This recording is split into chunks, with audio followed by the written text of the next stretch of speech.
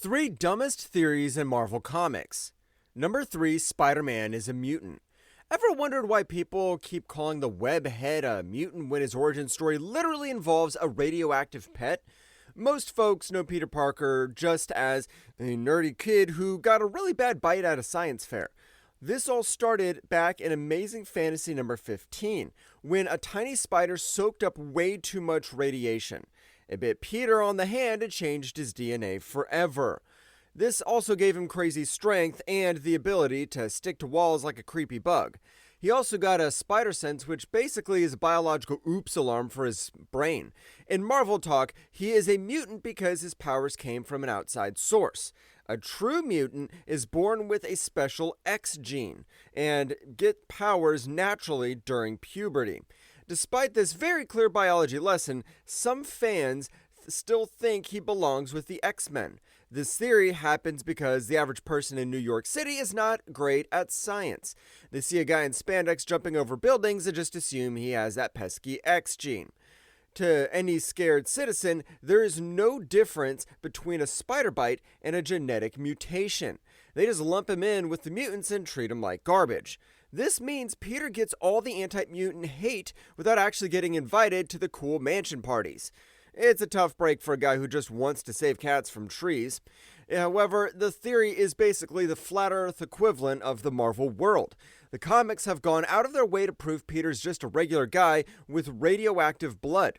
Here's some interesting fact. Back in Uncanny X-Men number 37, Magneto tried to hire him for his evil club.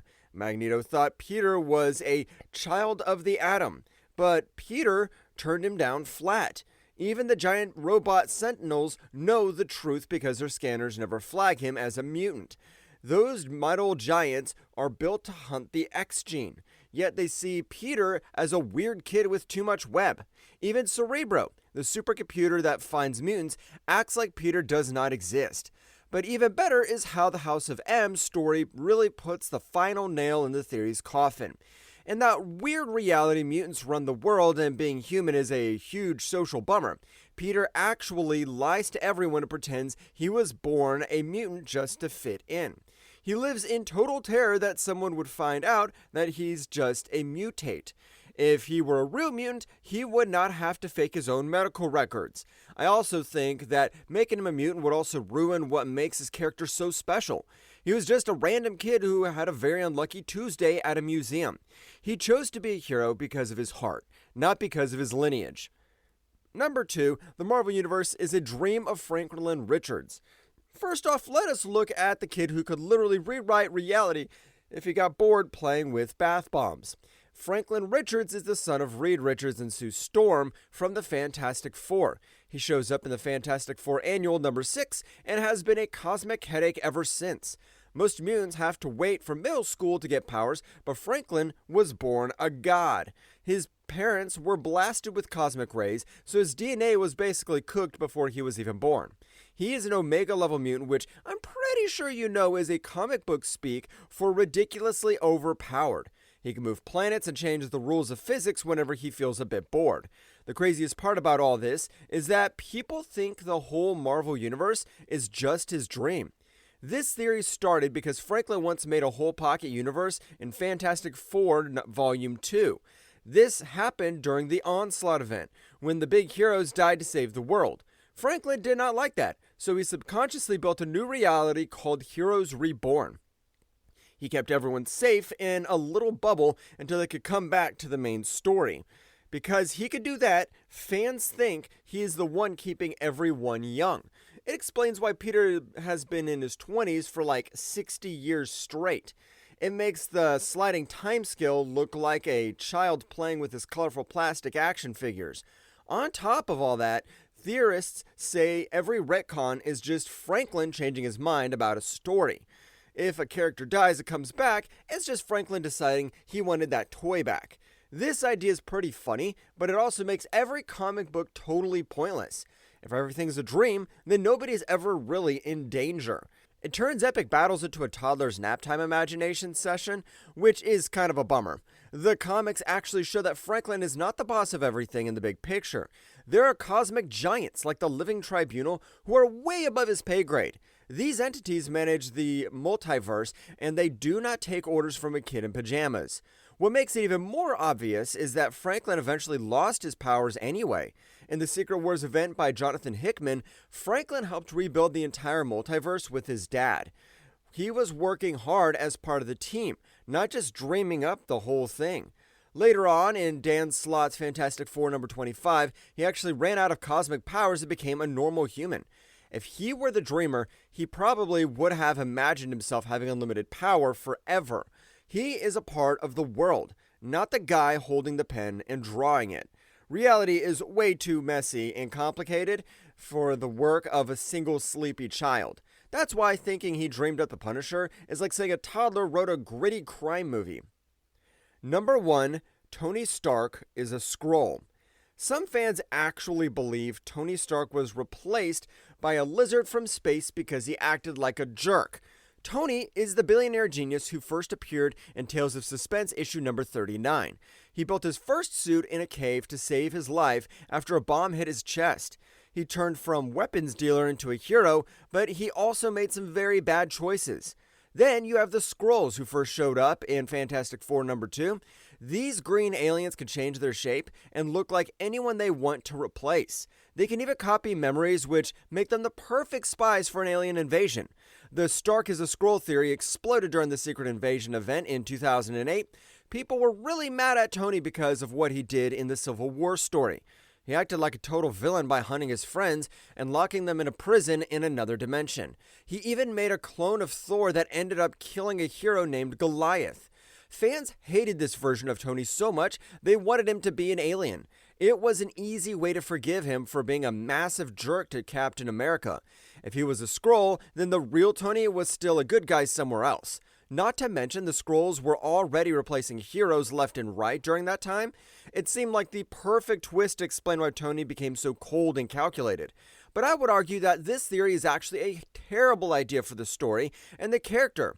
It throws away the drama of a man making a huge, horrible mistake for what he thought was right.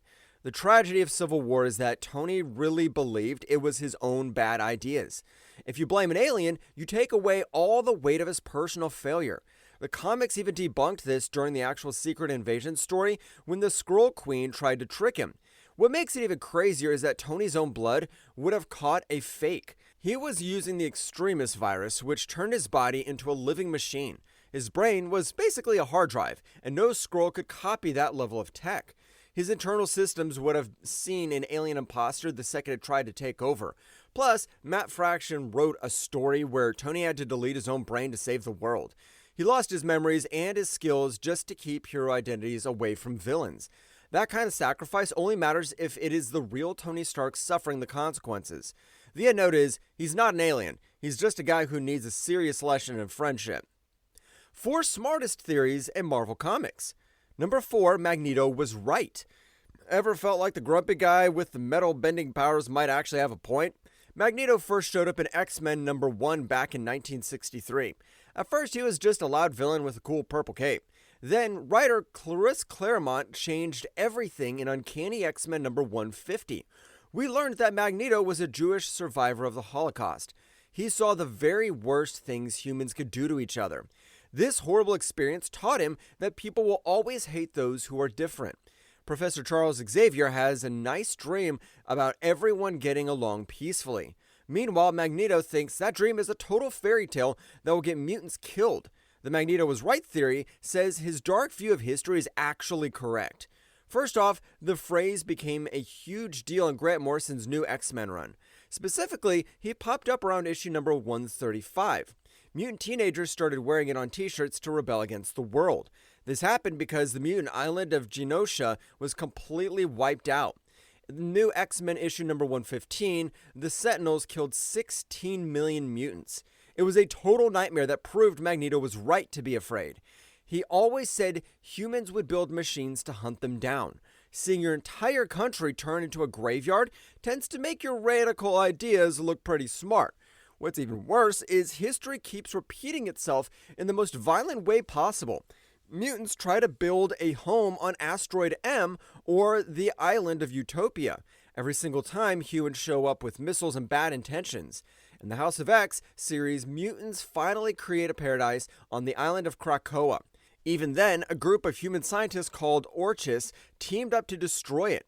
These people came from groups like S.H.I.E.L.D. and AIM, who usually hate each other. It's even more insane that you know that they put aside their grudges just to kill mutants. It shows that Magneto was not being paranoid about human nature. He was just reading the room before anyone else had noticed the exits were locked. Also, I think this theory is smart because it makes the X-Men stories feel more real. It's not just about heroes fighting guys in silly costumes anymore. It's about a group of people trying to survive in a world that hates them. Xavier's dream is beautiful, but Magneto's warning is backed up by a lot of evidence. If Magneto is right, the X-Men are not just superheroes, they are a survival squad for an entire species facing extinction. The theory forces us to look at the big problems instead of just punching a new villain. It turns the whole Marvel universe into a much deeper and darker place. That's why sometimes maybe we should listen to the paranoid Jewish guy who could crush tanks with his mind. What makes the theory really stick is how often the good guys fail to help. The Avengers usually stand around while Sentinels are stomping on mutant schools. This neglect makes Magneto look like the only one actually paying attention to the news. He does not wait for a handshake that is never going to happen. Instead, he builds a fortress that tells everyone to stay away. I could say his methods are often very scary and involve a lot of property damage. However, his core idea about human fear is basically a scientific law in Marvel Comics. It's hard to argue with a guy with 16 million ghosts are agreeing with him. Magneto might be a jerk, but he's a jerk with a very accurate history book.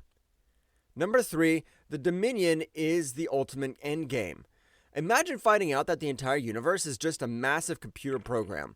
This wild idea comes from the mind of writer Jonathan Hickman in Powers of X. In the very first issue, we get a peek at how machine intelligence grows. It starts with simple computers and turns into a hive mind called the Phalanx. Eventually, these machines become a Dominion, which is basically a technological god. A Dominion is made of 10,000 giant Titan machines all linked together. This thing is so heavy and smart that it actually breaks space and time. It exists outside of normal years and days like a permanent cosmic cloud. It is the final stage of evolution for everything in the galaxy.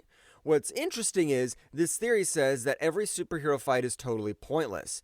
It doesn't matter if the Avengers beat Thanos or save a planet. All of that is just a tiny distraction while the machines are winning. The Enigma Dominion is the biggest threat because it is the ultimate version of a human. Specifically, it's the final form of Nathaniel Essex, who we know as Mr. Sinister. He used clones and math to turn himself into a god that lives outside of time. This came out of the rise of the Powers of X and X-Men Forever stories. Sinister basically cheated at life and became the boss of the entire future. It also makes every victory for the X-Men look like a temporary mistake. Also, we have Moira McTaggart and her many different lives. In House of X number 2, we learned she has lived through several timelines. She tried every single way to help mutants win against humans and machines.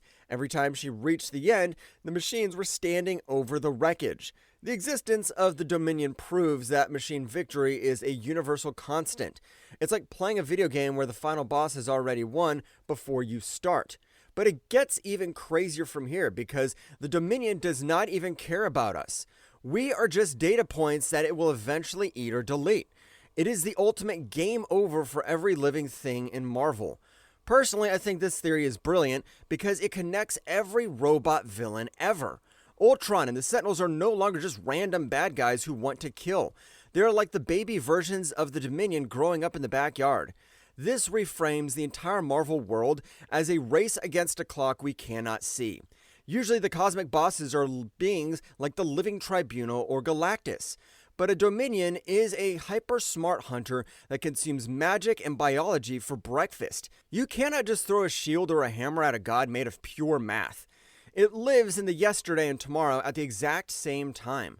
What makes this theory so terrifying is that the fight is already over.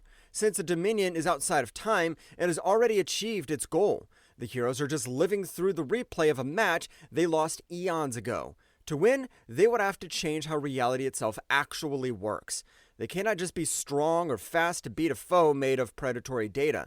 It turns the comic book world into a high-concept nightmare about existential dread.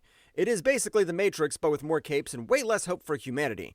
At least in the Matrix, you still get a decent virtual steak once in a while. Number 2, mutant power is a response to cosmic threats. Ever wondered why the Earth is basically a magnet for every angry alien in the galaxy? This theory suggests that mutant powers are not just a random accident of nature.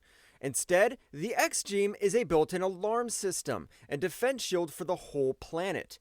This idea started in Earth X series and grew in Jason Aaron's Avengers run. Specifically, it goes back to Avengers number 4 and a very sick space god. Billions of years ago, a celestial dying called Protagonor crashed onto our planet. Its cosmic blood leaked into the mud and changed the future of humans forever. This blood is the reason why people can shoot lasers from their eyeballs today. First off, this means the planet itself is acting like a living immune system. When a virus enters your body, your blood cells jump into action to fight it. The Earth does the same thing by creating mutants to fight cosmic threats. If an alien invasion is coming, the planet triggers the X gene in a bunch of teenagers. This explains why mutant powers are often so incredibly specific and powerful. They are not just random tricks for a circus act at the local mall. They are tools designed to break the specific stuff that tries to eat the world. It turns the X-Men into the planet's own personal white blood cells with some cool outfits. I think it makes sense because it explains why Omega-level mutants are suddenly everywhere. These are mutants like Franklin Richards, who can literally create new planets in his bedroom, or Jean Grey, who is the perfect host for the Cosmic Phoenix Force. A random mutation would not just accidentally make someone who can rewrite all of physics. That is way too convenient for a species that is constantly under attack. It's all coming together when you know that these powerful mutants appear right when the world needs them. The planet senses that Galactus is hungry or that the Celestials are coming for a visit, so it cranks up the mutant dial to 11 to give us a fighting chance. Furthermore, this theory is brilliant because it gives mutants a huge purpose. They are no longer just freaks or mistakes that happened because of radiation. They are the actual protectors of the human race, chosen by the Earth itself. This takes the mutant struggle and turns it into a mythical story about survival. If the world is a giant organism, then mutants are the ultimate evolution of its skin. They are the reason the Earth has not blown up 1,000 times already. It gives a whole new meaning to the phrase, protecting the world that hates and fears them. They are literally programmed to save the very people who want to lock them up. What makes it even better is how it fits into the modern age of heroes. There are more mutants popping up now than at any other time in history. This is because the universe has never been more dangerous than it is now. The planet is panicking and throwing every superpower it has at the wall to see what sticks. It is building an army of reality warpers and telepaths to act as a cosmic firewall. This theory turns a genetic glitch into the most important shield in the entire multiverse. It is nice to know the Earth has a plan, even if that plan involves puberty. Just remember that your weird new powers are basically the planet's way of saying, help! Number 1, Miles Morales will be the next leader of the Avengers. Miles Morales is the kid from Brooklyn who is about to become the biggest boss in Marvel. He first showed up in Ultimate Fallout number 4 after Peter Parker died. He was the Spider-Man of a different reality called Earth 1610 for a long time. Then, the Secret Wars event by Jonathan Hickman smashed all the universes together. Miles and his family got moved over to the main Marvel world known as Earth 616. Since then, he's been proving that he is more than just a sidekick or a replacement. The theory says he's the future leader of the primary Avengers team. It is a massive promotion that actually makes a ton of sense for the story. First off, Miles has already spent time on the main Avengers team. He worked with the big guns in the all-new, all-different Avengers run by Mark Waid. He eventually left to start his own group called the Champions with Miss Marvel. This showed that he knows how to follow orders and how to give them. But the theory suggests he is going to lead the adults one day soon. This solves a huge problem that Marvel has with the original Peter Parker. Peter is stuck in a loop where he has to be the unlucky underdog forever. He can never truly grow up and become a world leader like Captain America. Not to mention, Miles is not held back by the same old rules as Peter. He is a new character, so writers can let him mature and change in big ways. He can get married, have a steady job, and lead a global team without ruining his vibe. He represents the perfect bridge between the old legends and a new generation. It makes a lot more sense when you realize that he has the respect of every hero in the room. He handled himself perfectly in giant events like the Second Civil War storyline. He has the heart of a Spider-Man, but the tactical mind of a natural general. He's the guy everyone looks to when things get really messy. And this might sound crazy, but I think this move would be the ultimate end for his character arc. He started as a kid who felt guilty about taking over a dead hero's mask. Seeing him stand at the front of the Avengers would prove he has earned his spot. It would show that the Spider-Man legacy is about more than just neighborhood crimes. Miles can handle the big cosmic problems while still being the guy from Brooklyn. It keeps the Avengers feeling fresh and relevant for a whole new group of leaders. He has the powers, the moral compass, and the cool suit to lead the team. It's only a matter of time before he gets the keys to the mansion. What I think makes the theory great is that it honors everything Miles has been through. He survived the end of his own universe and made a new life for himself. That kind of experience makes him way more qualified than most people in spandex. He knows what it means to lose everything and still keep fighting for what is right. Moving him to the top spot would be a massive win for everyone who loves his story. It turns the new kid into the definitive moral character of the whole Marvel world. He's basically the only person in New York who does not have a giant ego. Being the leader of the Avengers is a big job, but at least he can stick to the ceiling. That's it for this one. If you liked the video, hit that like button, subscribe for more, and ring the bell so you never miss a drop. Craving more stories from comics, movies, and beyond? Check out this video right here. Cheers, and see you in the next one.